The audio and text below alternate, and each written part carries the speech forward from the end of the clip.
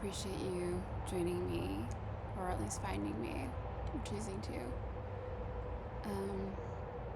I'm going to say and like a lot, but I'm going to do my best not to. I'm kind of hesitating a little bit, but I'm trying not to. I am making this decision. And I kind of just want to go at this as if I were talking to a friend that I really trust, and know that that is like where this is coming from. I have done a lot of reflection, especially last night. I dedicated my time to just reflecting about where I have been and where I am and where I'm going. And I think it's somewhat important for me to externalize a lot of what I have internalized, a lot of like the things that just go unsaid a lot of times, because there are things that make others feel uncomfortable. They're topics that people don't want to hear. So I guess this counts as a trigger warning for anyone who is easily triggered. I came prepared. I have my emotional support Coke Zero from McDonald's. I couldn't find my Kleenex. I have a Kleenex baggie somewhere in my apartment. Couldn't find it. So I brought Maddox's bandana in case I cry. So, be forewarned. I might get emotional. I'm at least acknowledging it. As well as eye drops. Just in case. I brought a shawl, but I'm outside and it's pretty warm, so I probably won't need it. I guess what I'm trying to convey to you is that I'm coming at this with a lot of intention. I even meditated before this. So, I kind of want to start at the climax of my story.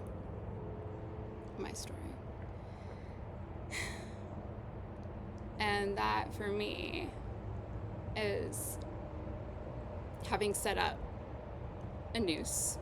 I used, it makes me kind of sad that I did use it. I felt guilty. One of, my dog's leashes. And it's really good, thick rope. And there's a lot of clamps that can be attached on multiple sites. And I experimented with it before. I toyed with a lot of ideas, in terms of suicide. I might go into the things I just want to express my reality and be okay with it. And I think that's why I'm doing this. I want to be okay with it, and if you want to acknowledge it, you can, because it's real, and that's what I'm trying to be here, absolutely real. I don't often externalize what I internalize. I'm really bad at it. It's just, childhood, upbringing kind of things. It's a pattern of mine that has been perpetuated for as long as I know. It's just the thing that I do. So I do feel like in the past I've worn a lot of masks, and I'm trying to be better at not I'm not gonna reveal all my secrets. But I'm trying to be conscientious of what I have to say. But I'm rambling. I do that, especially when I have heavy topics that I want to discuss. I like to lay the land. But where I was at was I had this rope, and I found a good place to affix it. in the ceiling. And I took it and I wrapped it around my neck a few times and I clamped it. And immediately I could feel the restriction of my throat. Everything became a little bit more shallow. And I had often imagined myself at the cliff, because of this whole suicidal ideation, and I'd always imagined it. It's in my mind, there's a picture of me. I imagine this cliff, and I'm looking downwards at it, and I want to take that step, but I can't.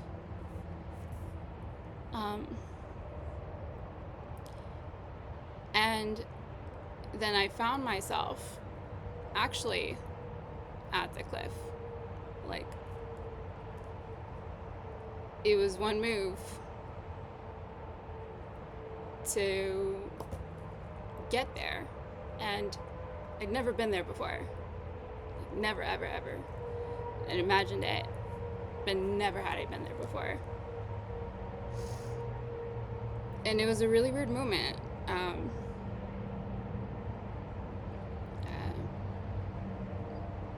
To sit there and reckon with the consequences of either choice, of opting out or opting in.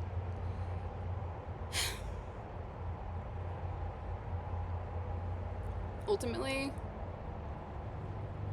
I was telling someone this, what held me back is my religious upbringing. Because if I could guarantee that once life ended, everything went to black, then I'd have no problem. Or I would have had no problem, because I'm not there now. In case you're worried, don't get worried.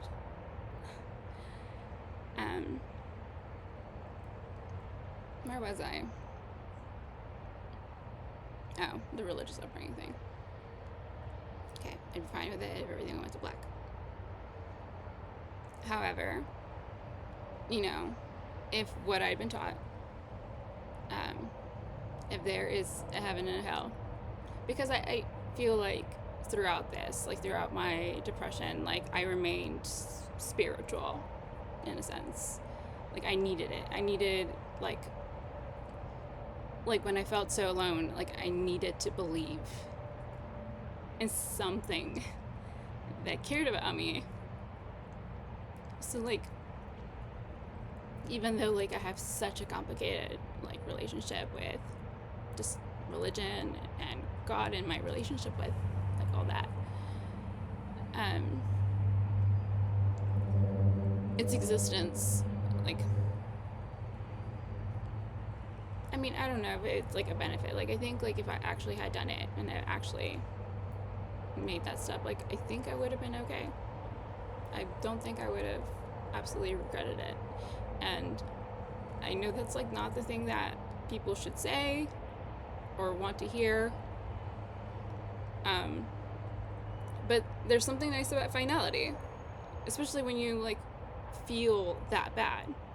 And I just can't express how bad depression can get. It is literally being a black hole, and the amount of that pull of it all, that pulling downwards of that energy, just made everything difficult. I would talk to my therapist about how I had such a hard time just with daily tasks, and I frequently brought up washing my face, and I found that interesting. It's it's so hard for me to wash my face, Claire. But what I kind of acknowledged was that that's the first task of my day. Like, that's the first thing that I do. And for like the first simple thing that I do to just feel like it requires so much work and energy, like, can you even like imagine the rest of the day? And there's just so much like actual literal pain. I don't like, it is so incredibly painful. Like, why do you think like you get to a point where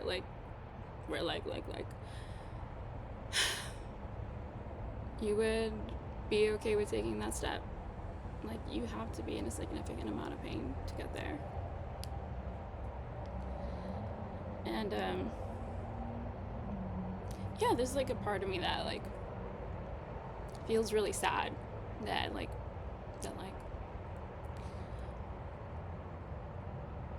past me was there, that she had to experience that.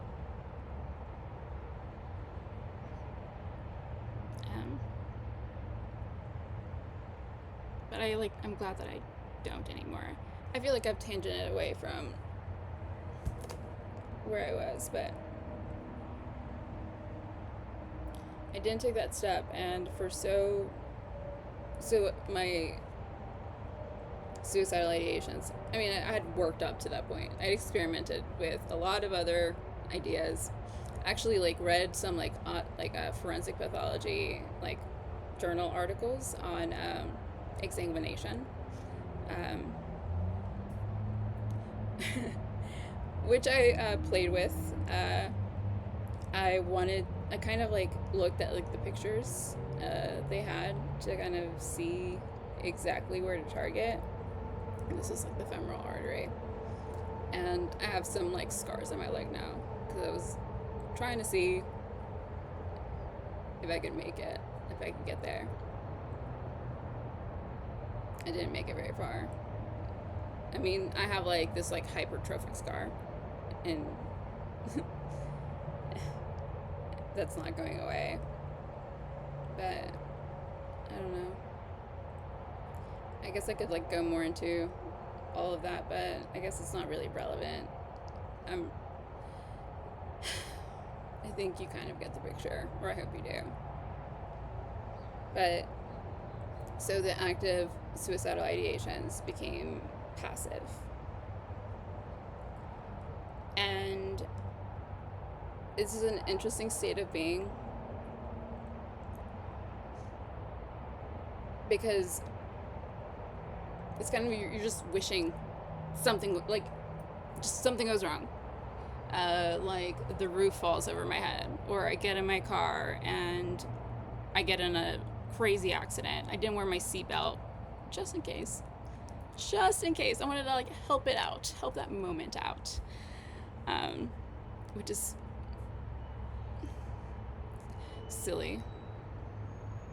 Someone I told about it, which I guess like I felt, I don't know, I didn't feel like supported by this comment, but I did tell them, like, you know, about my passive suicidal ideations and how, yeah, like I wasn't wearing my seatbelt, and they're like, you're being so dramatic. Yeah, I'm being so dramatic.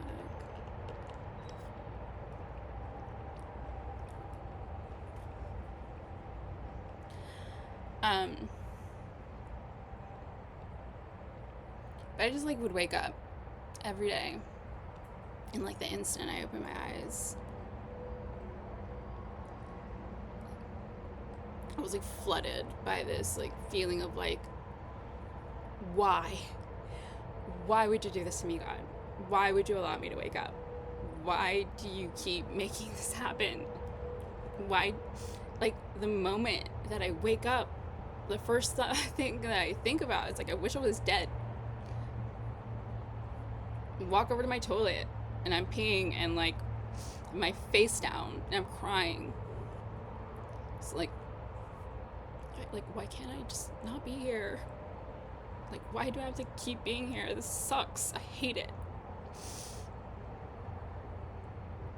And for some time, I did like kind of have like, I was kind of delusional, and I somewhat believed that it would happen. Like, I kind of expected it to happen, like for something bad to finally come by. And I don't know, like I kept praying to God about it, kept asking for it. I figured he'd come through. I mean, like, I really, really hoped he would come through for me. But he didn't. And it's, I mean, you know what I mean in that regard. I hope you do. And I came to a point, and I remember being at a therapy session and talking about it and telling Claire it's not gonna happen. Like, the chances of something taking me out are really low. And I've already confirmed to myself that I can't do it. Like, I can't personally be the cause of my own death. I can't do it. I tried. I got close. And once I got there, I just couldn't do it. And, like, before, like, I mean, I had some considerations, like, when I was there. And at that time, like, I was doing so unwell that I had my parents take care of my dogs for me. Or we're in Texas and I'm in Tennessee. And because I just knew I couldn't be there for them, because I could barely be there for myself. And it was such an incredibly hard decision to make. I, like, love them so much, and they provide so much comfort. But I couldn't subject them to me. I couldn't be there for them. Like, I had so much going on, like, in my life at that time that I was working through, that like, even if I had time, like enough time for them, like, I wouldn't have the energy to come through. So for a few months they were away. But I'm, like, proud of myself. I did the right thing. They got to live with my parents, and they had frequent visitors, and they got a lot more attention there than they would have received from me. See, I told you I was gonna get emotional.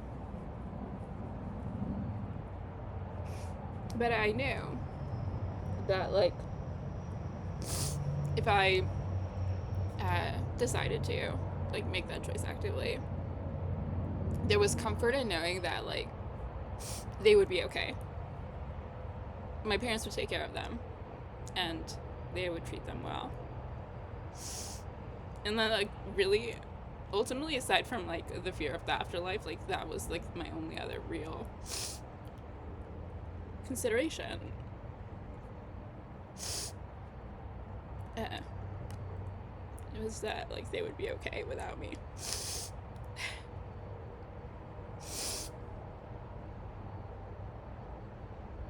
But yeah, I couldn't do it. I wasn't going to. I was too scared, and I was mad at myself for not going through with, you know, being too afraid to go through, get to what I wanted. There was a lot of frustration with that. There was a lot of frustration with, yeah, like, you know, probability wise, every day I've ever lived, I haven't died.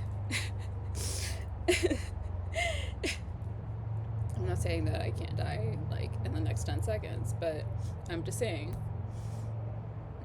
probability is probability.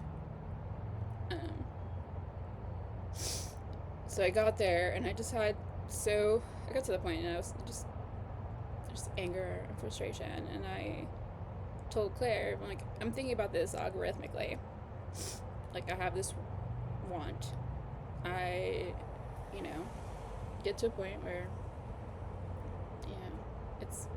I do it or not, and I'm not going to do it.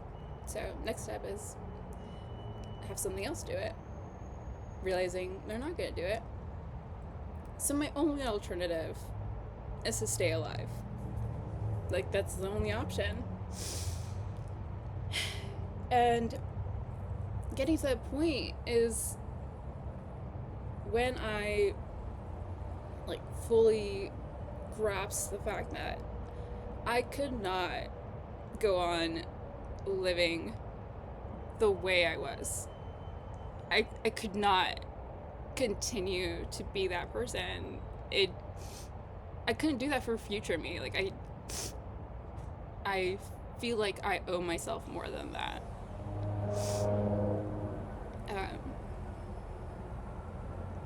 But another consideration with the algorithm is that the way that I thought about it was I was ready to lose it all, right? I was ready to not have anything. And if I just believed I already had lost it all because of my will to. Like, the imagery here is I'm at the cliff and I want to go down. I can jump and probably, at the end. But the other option is climbing down. And if I do that, I ultimately have nowhere to go but up. I get a chance to rebuild. And I think where that's a big point of just overall detachment, and how I don't know how to phrase this. I think that's why detachment works. You let go and you create space.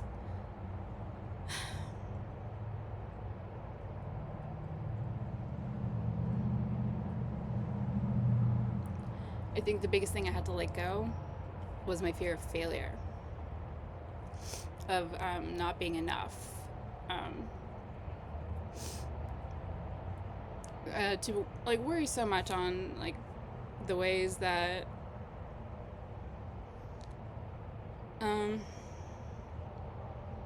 maybe I'm perceived. I don't know. I have bad social anxiety that it's better. It's not maxed out right now. It's subtle. It's it's a nice little. It's just ever present. I don't know where I was going with that. Fuck. I went on a tangent. I'm gonna have soda. And I burped. And I burped again. Whatever.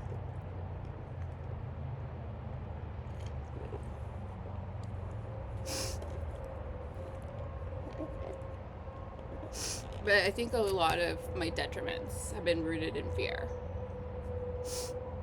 I think I've just been taught to be afraid. That was a common thing, growing up. But I'm a first generation immigrant. There is an element of fear, in bringing up kids in an environment that you're not quite comfortable in and you don't quite trust. And, my parents kind of, unknowingly passed it along to me.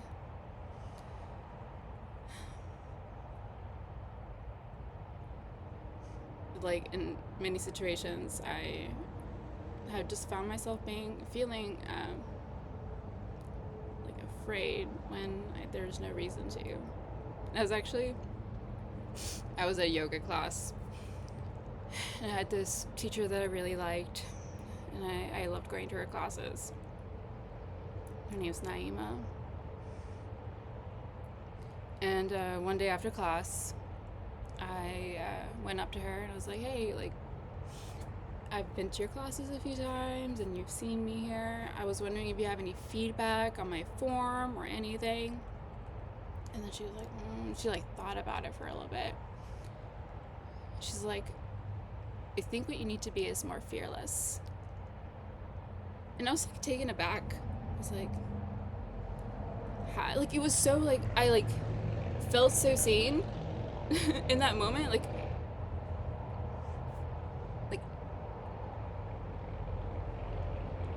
she could see that.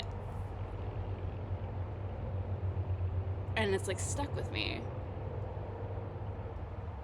The fact that I need to be a little bit more fearless. And I've been trying to employ that in many ways. Not always successful. But as I was saying, because I'm trying to keep myself on track even though I do the tangents.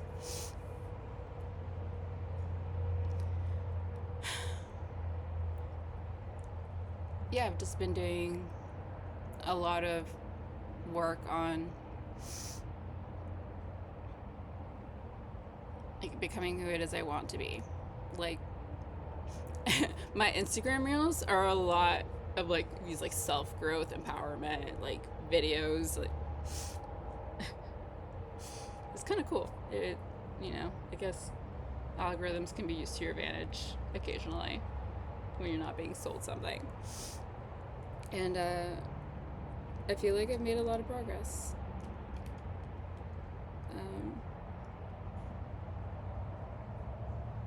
I like definitely don't feel like dying now,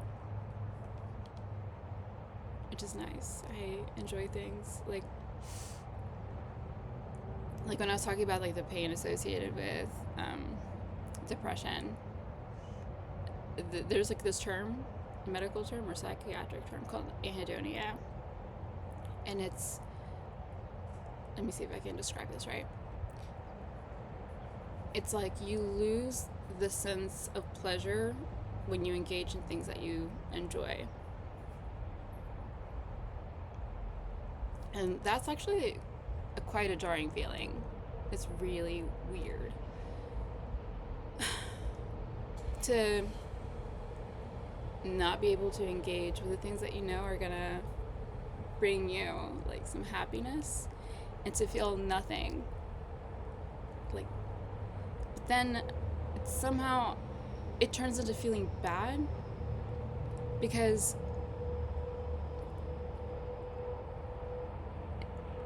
you notice it.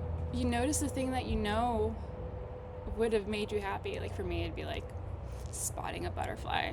I don't know. I mean, I do know why, but that's a different story. I would get stuck on a tangent that I really don't want to get on right now. Seeing like a butterfly like flying near me, and I don't know, not like having that spark of like, hi, I'm so happy you're here. Your existence makes everything better. I'm glad I have it back now. It's really nice.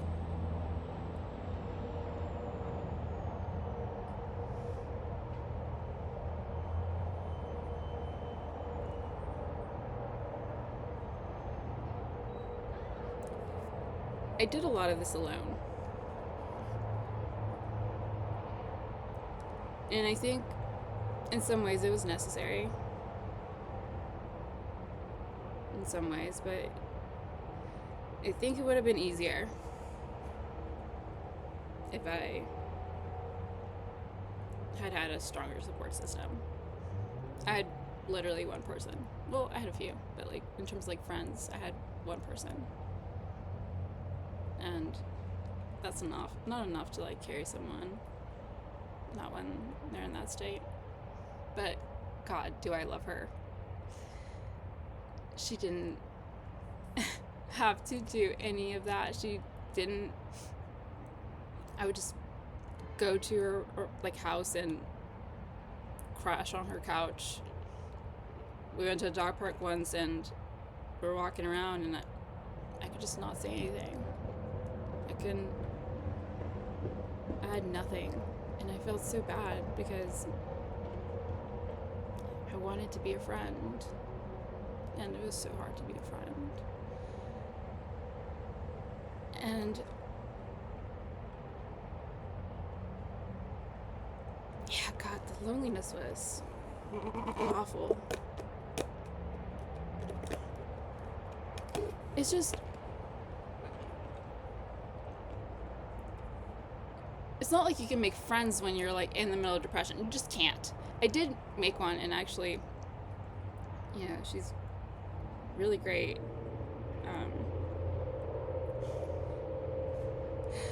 But like in that state of being, especially because she moved away right at the time that we became friends, which is so unfortunate. So we were like talking through FaceTime and sometimes texting, but I couldn't be consistent. It was really hard. And my intention is to reach out to her today because, I think about her, and I think about her so fondly. So maybe, I had sprinkles here and there, which is nice. One of the things that actually hurt me the most, and I'm not going to at anyone, because I'm not like that,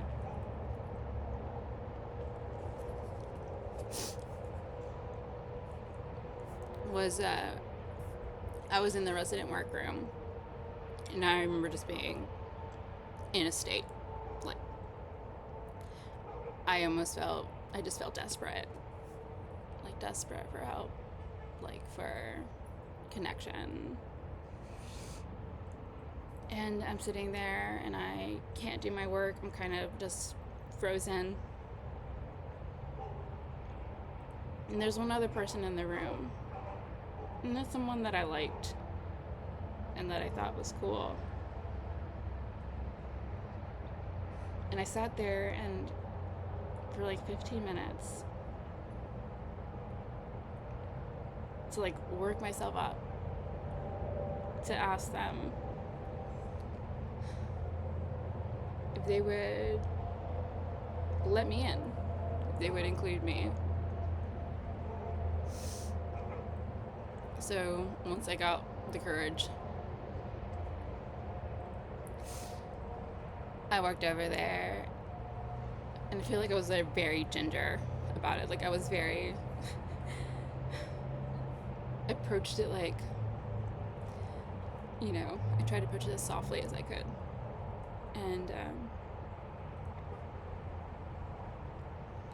I come up to him and I say, hey, I've been extremely depressed. And I don't remember all that I said, but ultimately what I asked was like, would you consider including me sometime? Like, it doesn't have to be a big deal, just maybe for dinner or something. Just, I don't know, something inconsequential, which, ultimately would have been, like, really meaningful for me. And I feel like they felt awkward. I made them feel awkward, kind of coming at them like that, maybe. I don't know. My read of things it's not a true reflection of reality. And they were like, yeah. I was like, okay. And I never heard from them.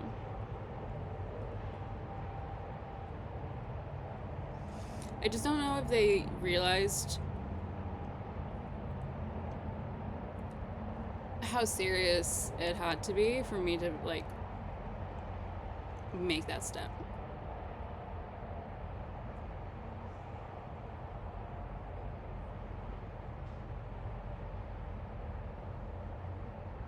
I don't know. I just felt a little let down, or a lot let down. The things I feel like, oftentimes people would see me, and it was just so fucking obvious that I wasn't okay. So obvious. I wasn't myself. I'd been, inpatient psych, and I'd been out of work. I come back, and I'm not the same person. And nobody did shit.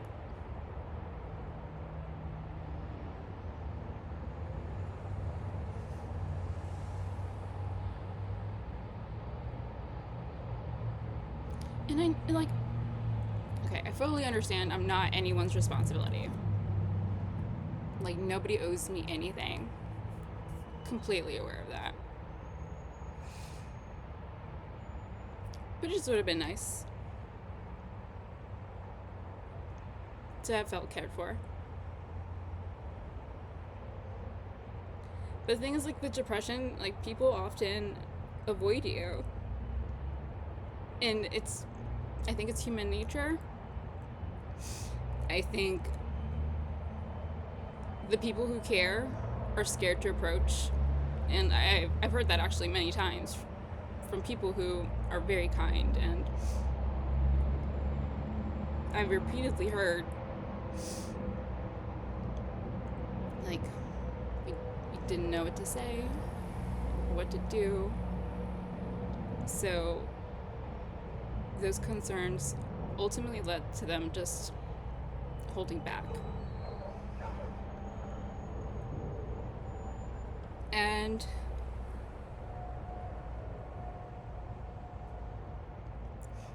alternatively, it just felt like people didn't care. But it's okay, we're all wrapped up in our own world, we're all up our own ass.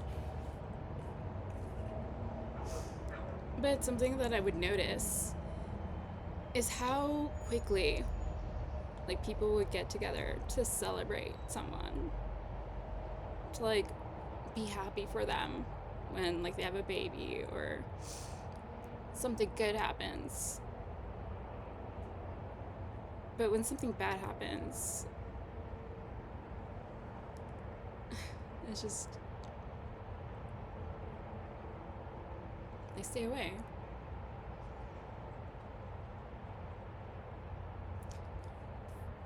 And I'm totally aware of the fact that being around someone who is super fucking depressed is not fucking fun. And why would you do that to yourself? Why would you put yourself in a situation where someone's gonna be a fucking downer and probably nothing you tell them is gonna make them feel better? That doesn't sound very nice. So I understand. I get it. I really do. But it still sucks.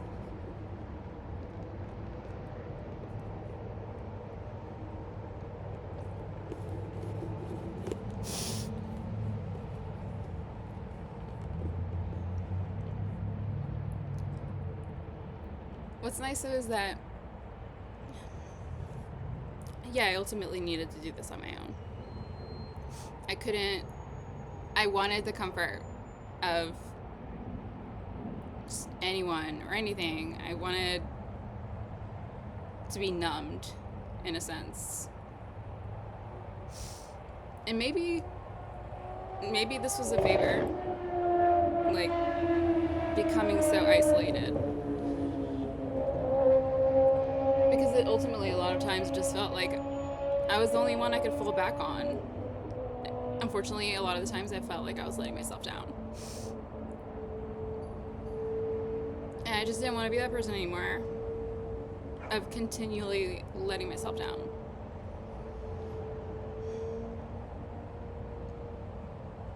Because I had no choice. I had no choice but to stay alive. That was just the fact of the matter, I had no choice. But like I said earlier, coming to this acknowledgement that, yeah, or just the assumption of like, okay, I jumped off the cliff. I'm at the bottom of the cliff. I have nothing. So it's like I have nothing to lose. I have everything to gain.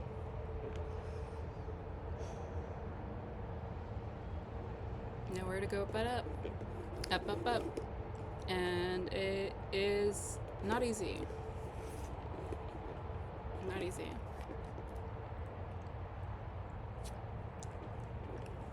Like I have to push through my natural instincts. I have to like question them. And I have to constantly remind myself of what my goals are. Of what I want to be for myself. Because I'm here. I ain't got no choice.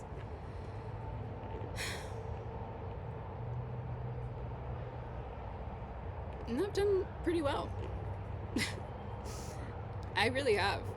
I'm actually really impressed with myself. My therapist is really impressed with myself. Keeps telling me I have a lot to be proud of.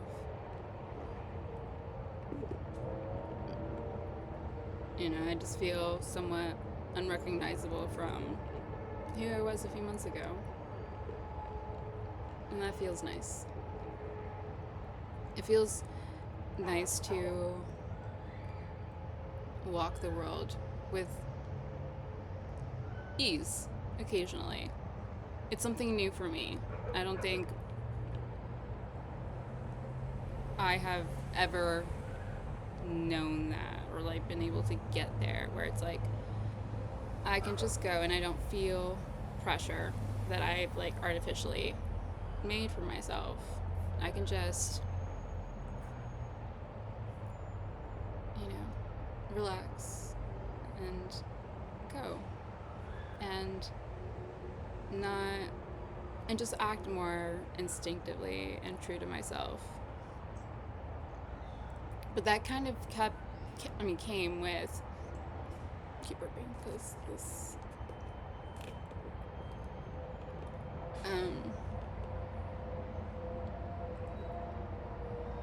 having to build my own self-worth. I think that was like a very important facet of it. Of getting to the point where I'm 100% cool with myself. I mean, I haven't made it. I still got a lot of work to do. But I'm pretty cool with myself. I make a lot of mistakes, but I'm able to dig my way out of them. I'm able to figure it out, and I'm learning from those, really. I truly am. And I'm grateful for those experiences. In many ways, I still don't know what I'm doing. Doing with my life, but what I do know, where I'm getting a better visualization, is who I want to be. And that's really important to me. It's literally been my project this whole time. I've been actively working on myself. That's my hobby. Working on myself. And yeah, I've had to make a lot of changes.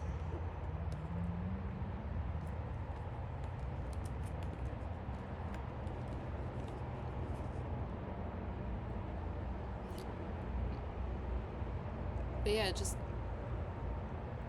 really came with a shift in perspective. And like I told someone recently, like, not only do you have to change that perspective, you also have to have action associated with it. You have to prove to yourself that you're going to come through for yourself over and over again.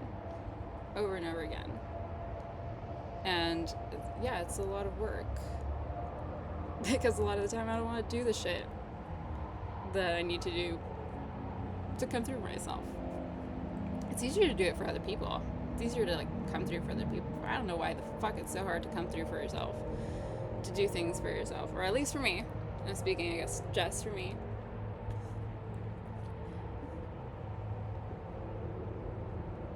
And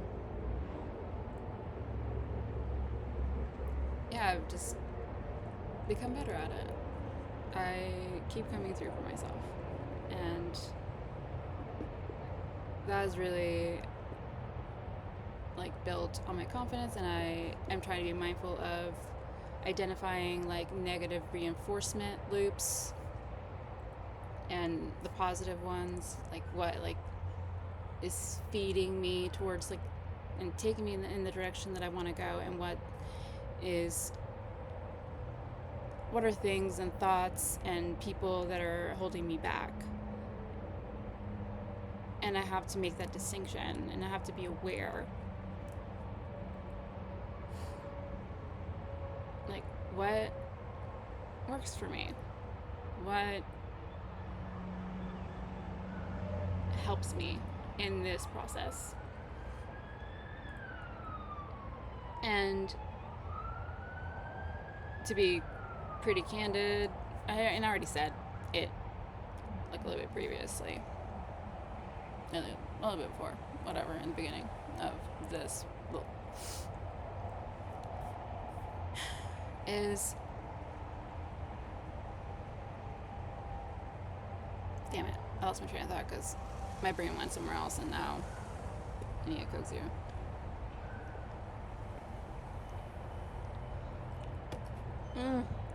Where was I?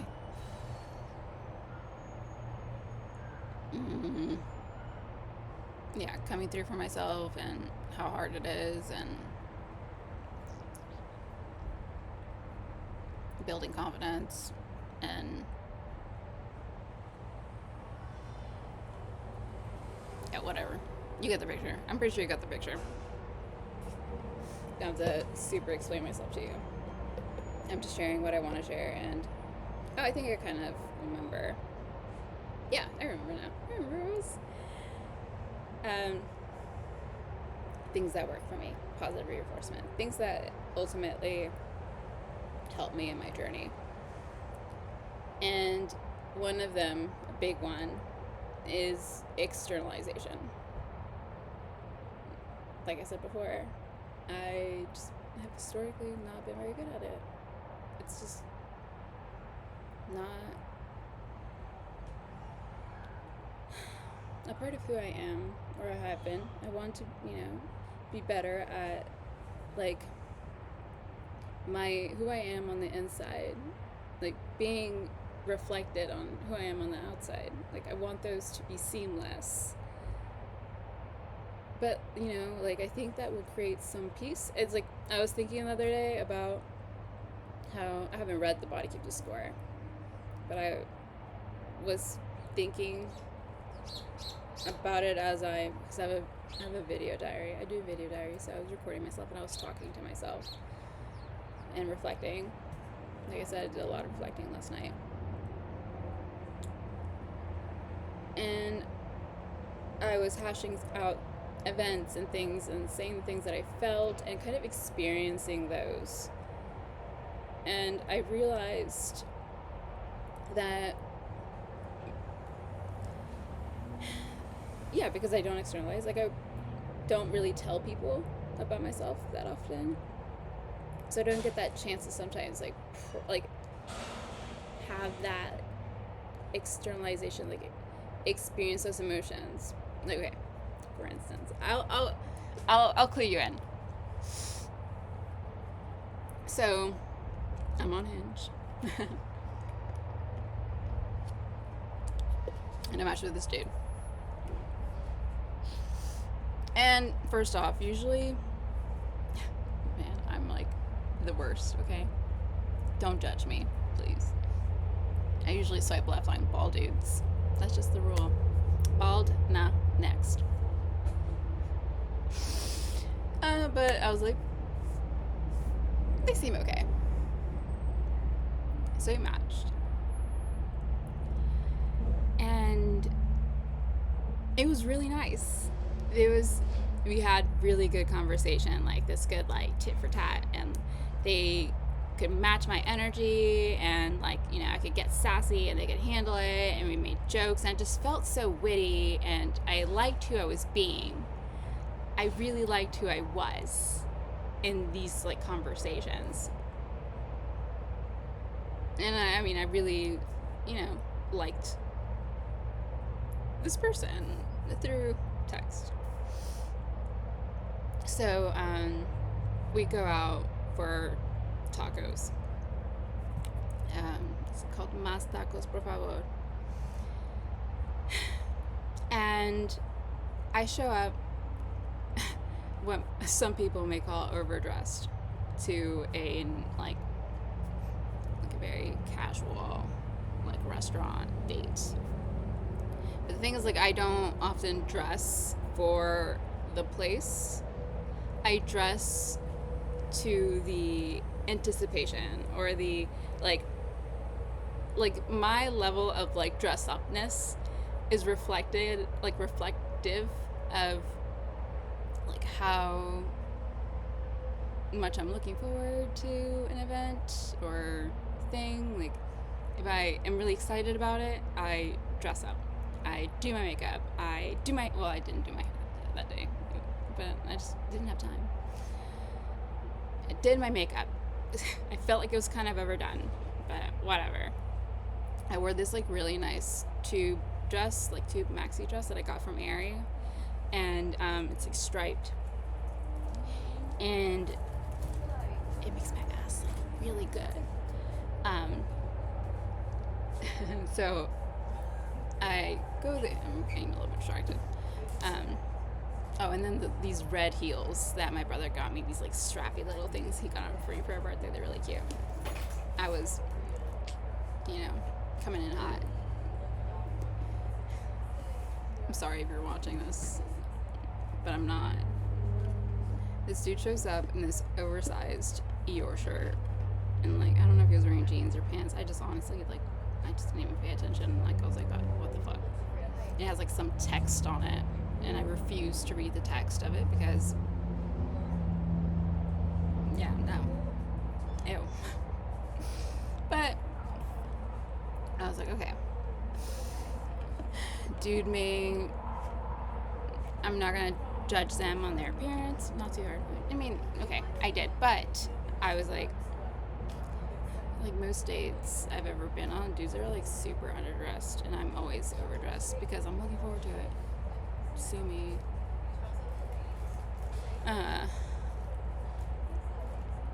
So we're talking. He's being kind of weird.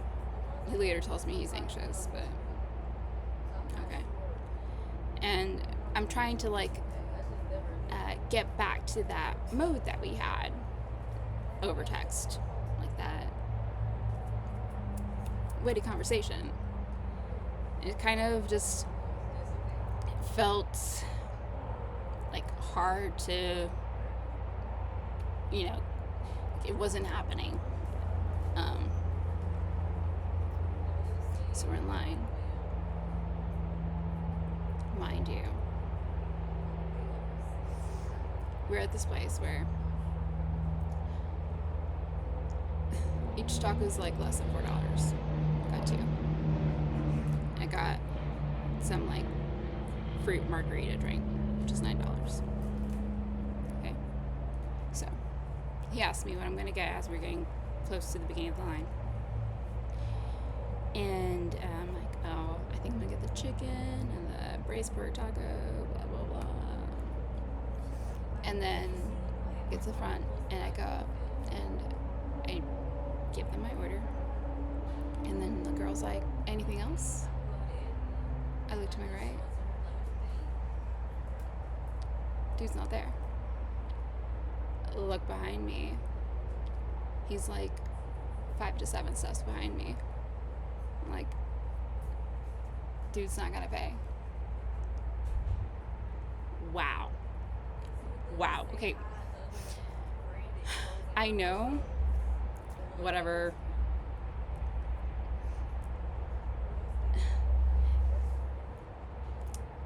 It's just like I knew that moment it was over. And it kind of, it's such a, I don't want it to come off as entitled. Like, sure, I can pay for my own food, I'm an adult. But it's part of the dance, you know? That someone is gonna go out of their way to do this nice thing for you.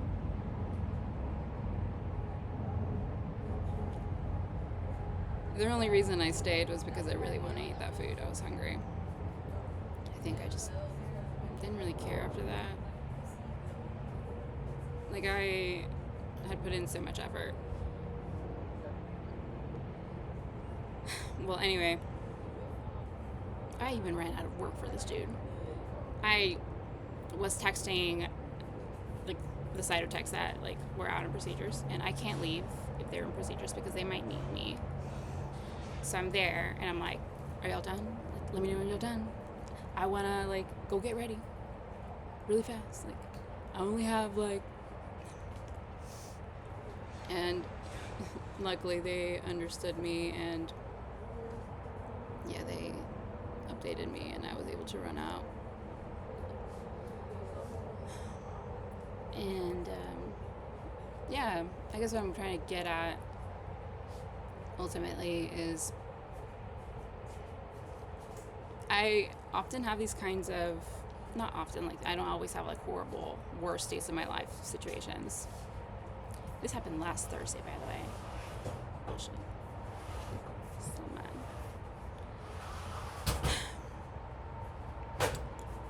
But you know, I'm doing my video diary and I am talking to myself about it, and I am working through, like,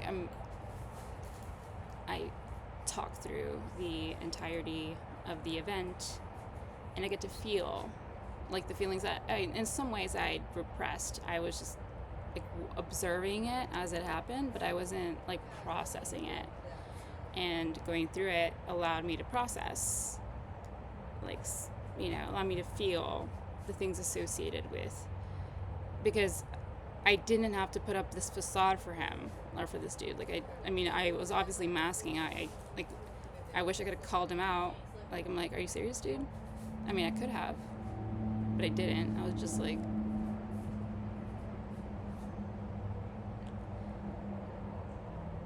and I think that's like what I'm trying to say is, like, externalization is a really good exercise for me. And I know that I don't have to make it public. I love how these girls are, like, living their best life. I mean, it's amazing. Baddies, for real. I wish I could just go up there and pose. I'm not there yet. I will be.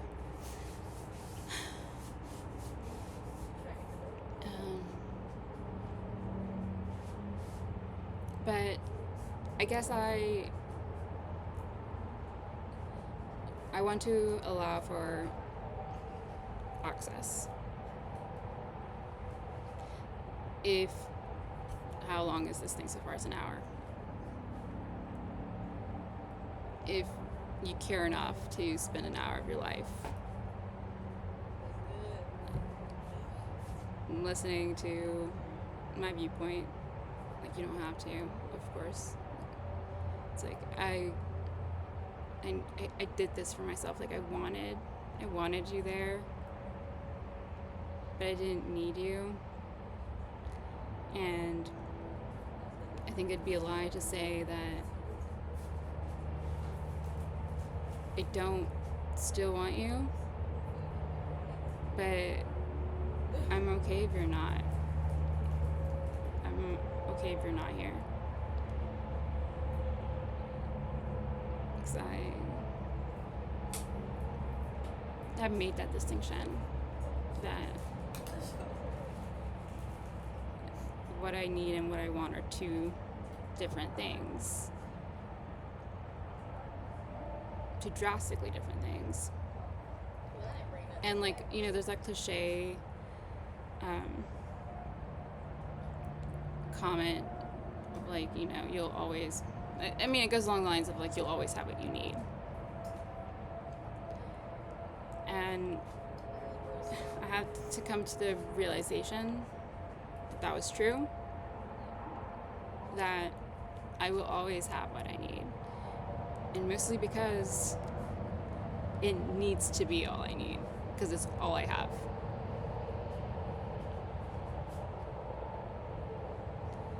You know? But I can build on it. And I can have more things, but that'll be because I've worked on it and I've spent the time. Because I may not be like worth your time, but I'm 100% worth, like let me rephrase this right. I'm worth 100% of my time. And it's like a nice thing to believe.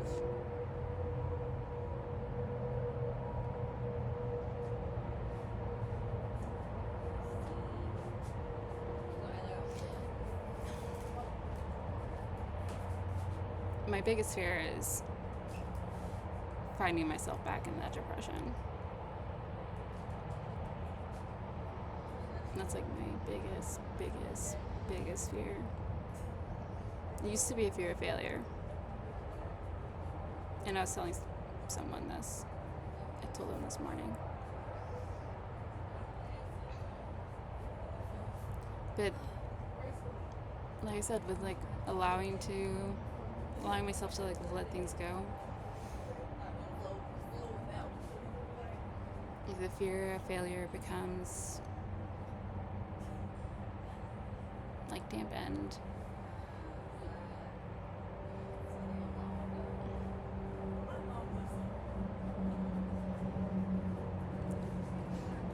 because if you have a fear of failure and you keep letting yourself down, you notice it, then it kind of just reinforces itself.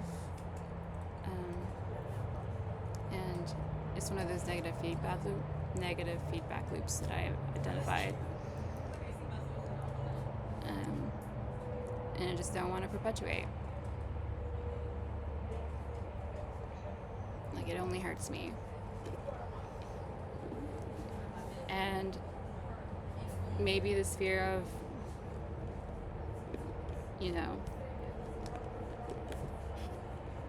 being in like the deepest, darkest, most empty place that I've ever been, like motivates me to do the work to make sure that I don't get there, like I don't backslide, and it's not a guarantee that I won't, but I'm gonna do like everything in my power to make sure it doesn't happen.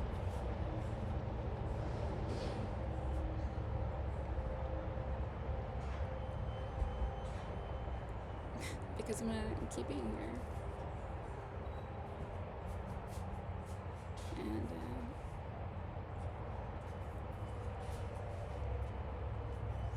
I want to have a good time. I want to enjoy it. And it's a choice that I've had to make. It's like constantly choosing it. And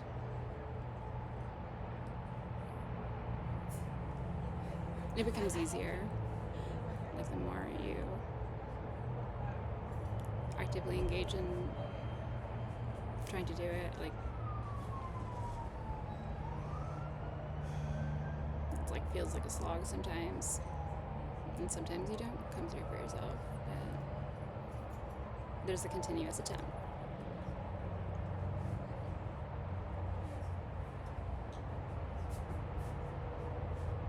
I'm gonna say like one last thing, and I feel like maybe I shouldn't.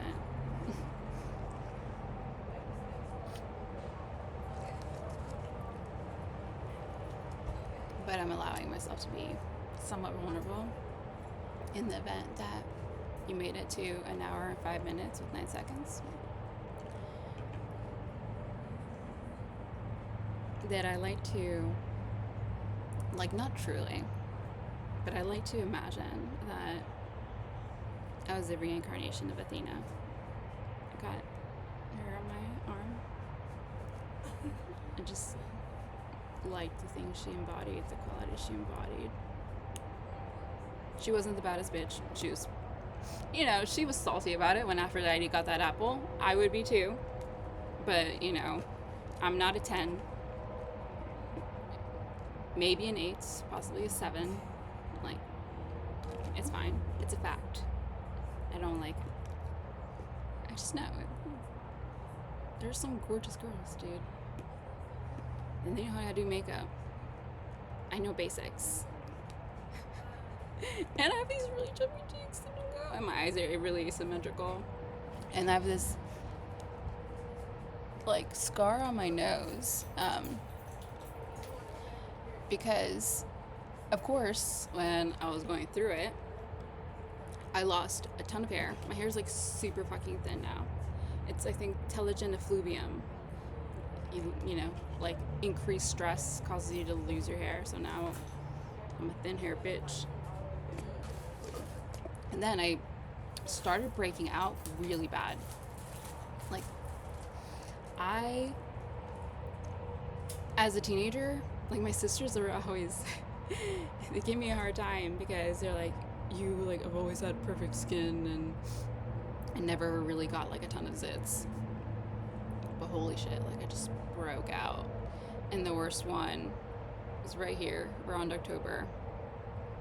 It was huge. It was red and, like, with, like, that center yellow pustule. And I just felt like it's so awful to be at your worst and then have the hugest the hugest zit of your life. Wow. Thanks to, I think, cortisol for hooking me up.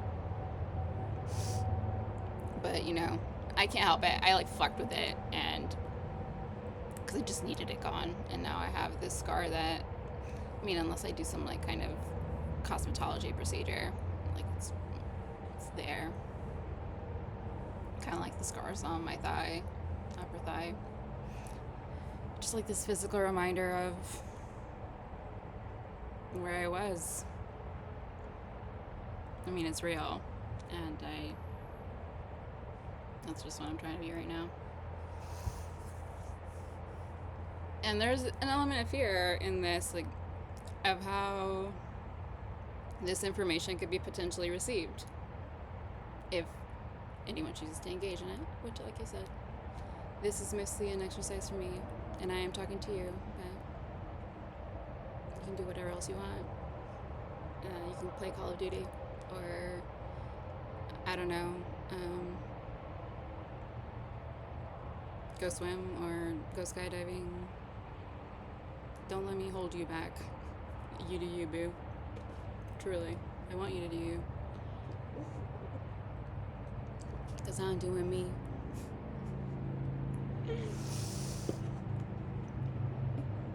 See, I went on a tangent. I'm lost. I'm lost.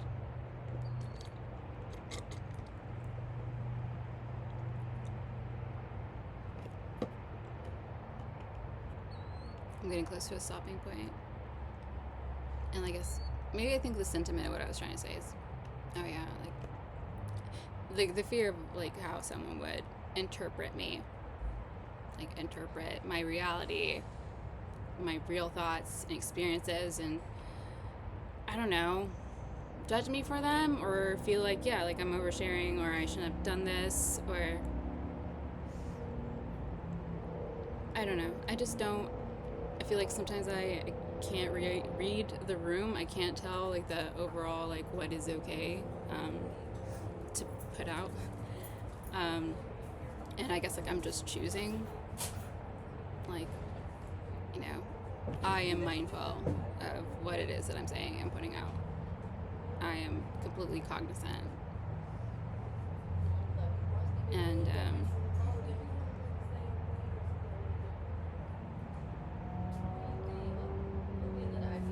just being real. I'm done with Coke Zero. It's done. Girl changed into another dress. Nice photo shoot, probably.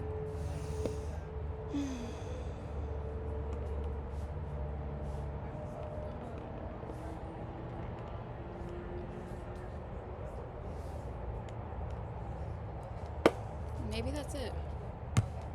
Maybe that's all I had to say.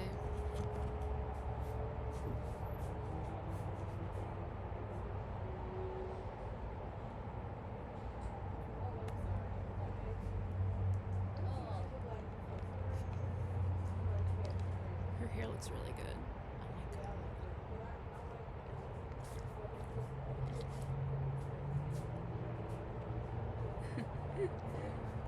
I love this. This is great.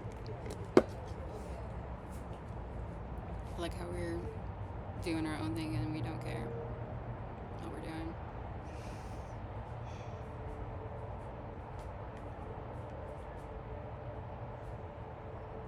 Just don't ask me if I'm okay.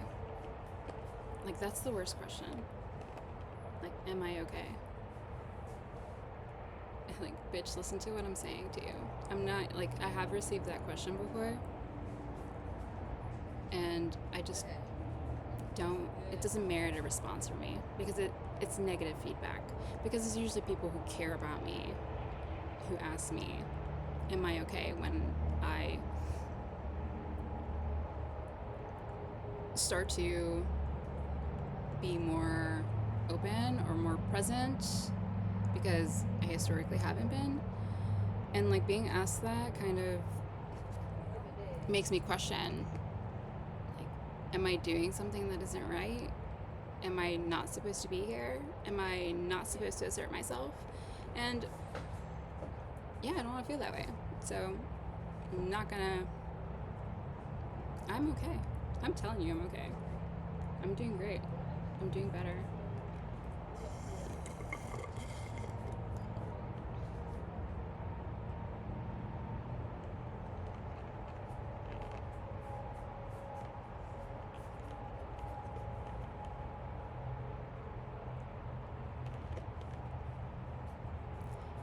I don't know. Maybe there's a need to be understood.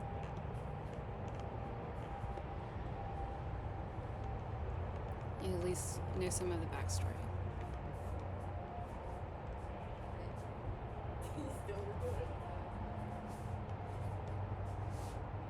I'm hungry. Got leftover Chipotle in the fridge, so I'm finna bounce.